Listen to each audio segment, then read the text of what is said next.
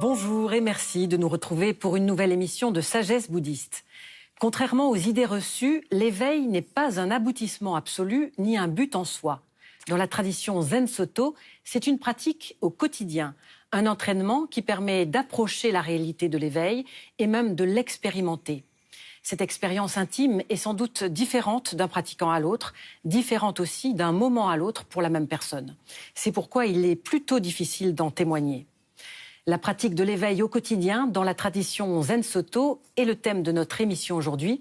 Et pour en parler, nous avons le grand plaisir de recevoir Olivier Wangen. Olivier Wangen, bonjour. Bonjour. Vous êtes moine et enseignant dans la tradition Zen Soto depuis plus de 40 ans. Vous avez été le disciple de Maître Deshimaru. Vous êtes l'abbé du monastère Yumonji que vous avez fondé en Alsace et dont vous allez fêter le 20e anniversaire cette année. Et puis j'ajoute que vous présidez l'association Zen internationale, la ZI. Merci de répondre à nos questions aujourd'hui. Merci à vous. Alors, quelles sont les idées reçues tout d'abord sur l'éveil ? Je crois qu'il y en a beaucoup. Ceci dit, il y a beaucoup d'interprétations aussi, ou d'expressions, disons, différentes selon les traditions bouddhistes qui sont nombreuses.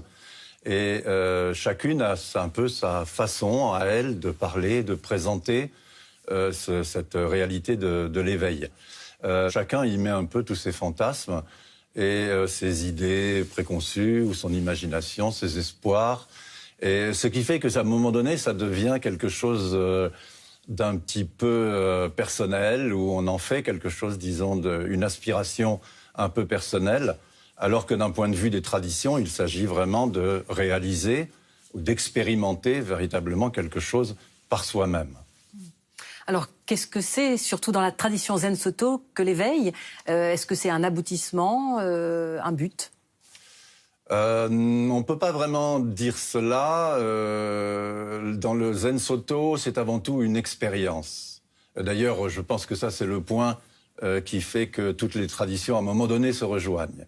On parle d'une expérience, c'est ce qu'a fait Bouddha il y a 2600 ans, et c'est ce qu'est censé faire tout pratiquant bouddhiste qui aspire, disons, à réaliser cet éveil.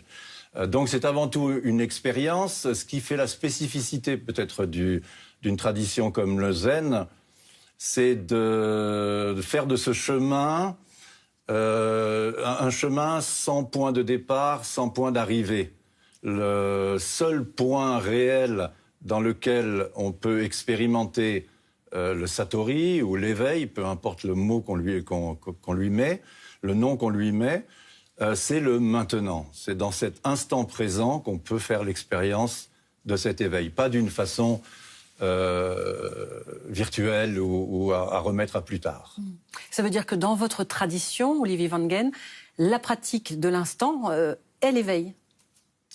La pratique tout court est l'éveil. C'est un des grands enseignements qu'a donné Maître Dogen au Japon au XIIIe siècle, c'est de dire que justement cette pratique et réalisation ou éveil ou expérience de l'éveil sont un. C'est-à-dire qu'il n'y a pas la possibilité de séparer les deux. Et quand nous les séparons, c'est notre mental, notre vision ordinaire, on va dire, des choses qui prend le dessus. Mais d'un point de vue réel, le fait même de pratiquer et l'éveil sont l'expression de la même réalité. Alors, comment ça se passe concrètement ? Comment se familiariser avec l'éveil ? En pratiquant. En pratiquant, parce que c'est la voie d'accès principale, bien sûr.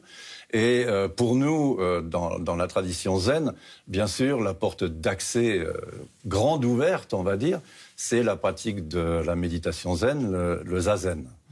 C'est à partir de zazen qu'on expérimente ou qu'on met en action, disons, toutes nos capacités à expérimenter l'éveil. Est-ce que vous pouvez nous expliquer un petit peu en quoi consiste zazen ?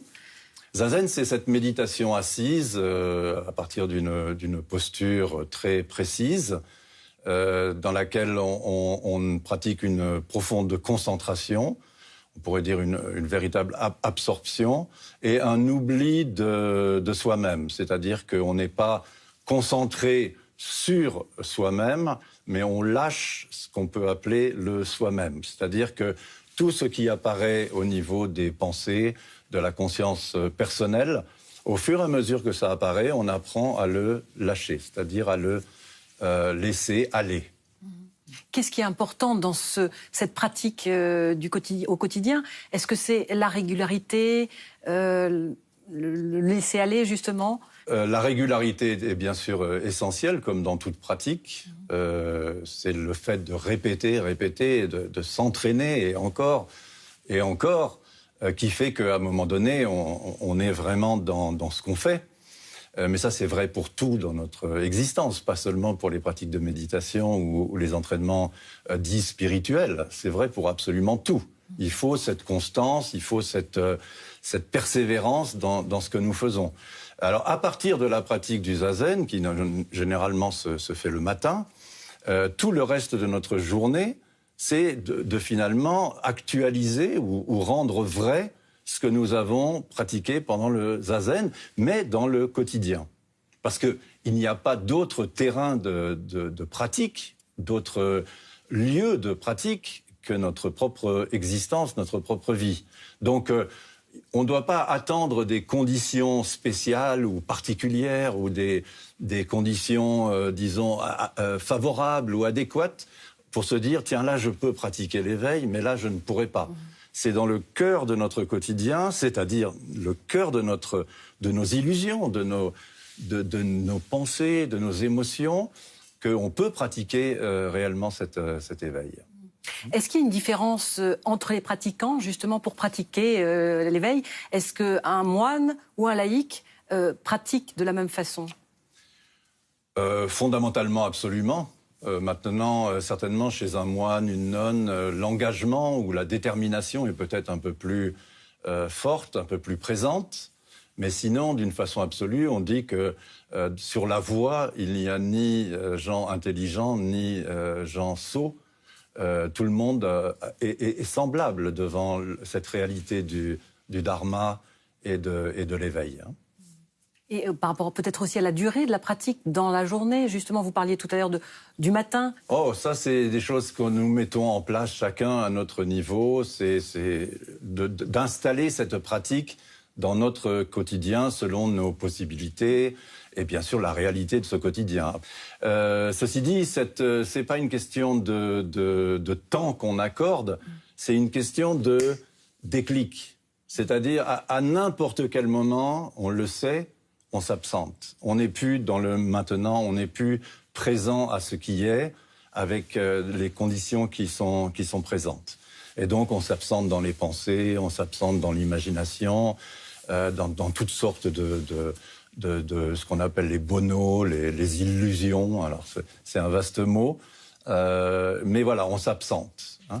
Et à chaque fois qu'on revient, qu'on prend conscience qu'on est en train de se laisser aller dans les activités mentales, eh bien, on pratique, on fait de cet éveil quelque chose de pratique, de réel. Lors de la préparation de l'émission, vous aviez une image très jolie sur une promenade de champignons pour exprimer un petit peu ce qu'on ressent quand on commence à pratiquer, qu'on peut découvrir l'éveil. La première fois que je suis allé cueillir des champignons, j'étais avec mon grand-père. Et ça m'énervait parce que je ne trouvais pas un seul champignon, j'en voyais pas. Et lui remplissait son panier, et il a pris le mien d'ailleurs pour le remplir aussi. Jusqu'au moment où j'en ai vu un. Et là, j'ai compris ce que c'était un champignon et la forme que ça pouvait avoir dans le sous-bois. Et j'ai commencé à en voir 2 et à en voir 3 et à en voir plein. Voilà. L'éveil, ça a ce côté-là. Au début, on ne sait pas de quoi on parle. Et il suffit d'avoir cette expérience profonde une fois pour qu'on se rend compte, on s'éveille à la simplicité de cet éveil. Hein. D'ailleurs, je crois que le Bouddha, dans un sutra, dit à propos de son propre éveil, c'était quelque chose de profond, de silencieux, de paisible, et il n'y avait aucun commentaire. Voilà. Voilà. Et alors, pour revenir à cette image de la promenade de champignons, vous parliez de votre grand-père, c'est-à-dire qu'on pourrait peut-être appeler un guide ou un maître dans le cas d'un pratiquant zen. Est-ce que le rôle du maître est important justement pour approcher l'éveil? Ah oui, ça peut être un bon grand-père. Oui, à la fois de nous apprendre les choses et puis après peut-être aussi de nous pousser un peu aux fesses pour qu'on aille les cueillir, ces champignons, parce que c'est pas le tout de l'expérimenter une fois. L'expérimenter une fois, à la limite, ça n'a d'intérêt que si on le remet en pratique. C'est-à-dire qu'on utilise cette formidable matière, cette conscience pour le remettre dans notre quotidien. Sinon, ça reste un beau souvenir, éventuellement, ou une expérience, comme on dit, une expérience mystique, mais ça n'a pas grand intérêt. Alors justement, c'est une approche qu'on peut avoir plusieurs fois différemment, que d'autres ont différente aussi. Ça veut dire que la nature de l'éveil est subjective. Ça, c'est une chose, je crois, extrêmement importante, c'est ce côté expérience personnelle. On ne peut pas aller parler à quelqu'un d'autre de son expérience. Ou alors, ça devient très vite presque ridicule. C'est-à-dire, les mots sont pauvres pour exprimer certaines choses, certaines expériences qu'on peut faire à ce niveau-là. Donc, au début, on dit « Ah, j'ai fait quelque chose ». Mais plus on en parle et plus c'est pauvre. Donc, il vaut mieux ne pas trop en parler. En revanche, et de ne pas essayer d'aller l'expliquer aux autres, en revanche, c'est une expérience qui peut être fondatrice. C'est-à-dire qui peut vraiment bouleverser notre vie. Comprendre une chose aussi évidente que je ne suis pas ces pensées qui se manifestent. Je ne suis pas ces pensées. C'est-à-dire ces pensées ne sont pas moi. C'est une expression de quelque chose, mais ce n'est pas moi. Elles ne m'appartiennent pas. Commencer à créer cette relation entre cette réalité du corps-esprit et l'activité mentale et les pensées, ça peut être une véritable révolution intérieure. Et remettre en question toute notre relation avec nous-mêmes et donc la relation aux autres et notre relation au monde. Finalement, Olivier Van Gen, pour conclure, on peut comprendre que l'éveil a un caractère absolu, mais que sa nature est subjective, multiple par rapport à tous ceux qui le pratiquent. C'est une expérience personnelle qui, je crois, a comme valeur absolue de bénéficier à tous les êtres. Et trop souvent, cet éveil a un petit peu cette dimension de « je veux m'éveiller pour moi-même ». Le véritable éveil du Bouddha, c'est de s'éveiller pour les autres. C'est-à-dire de pouvoir ou d'être en capacité d'offrir cet éveil aux autres à travers la compassion, à travers la générosité, à travers la bienveillance. Ça n'a d'intérêt que pour ça. Sinon, si ce n'est juste qu'une espèce de compréhension supplémentaire, ce sera une couche supplémentaire qu'on ajoute sur nos connaissances, mais rien de bien précieux.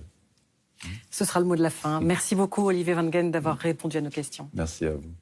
Avant de nous quitter, voici à présent quelques propositions de lecture en rapport avec le thème de l'émission. Tout d'abord, Shodoka, traduit et présenté par Maître Taizen Deshimaru chez Albin Michel.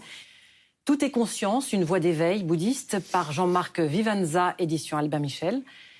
Et puis, Sutra de l'éveil parfait et traité de la naissance de la foi dans le grand véhicule, édition Fayard.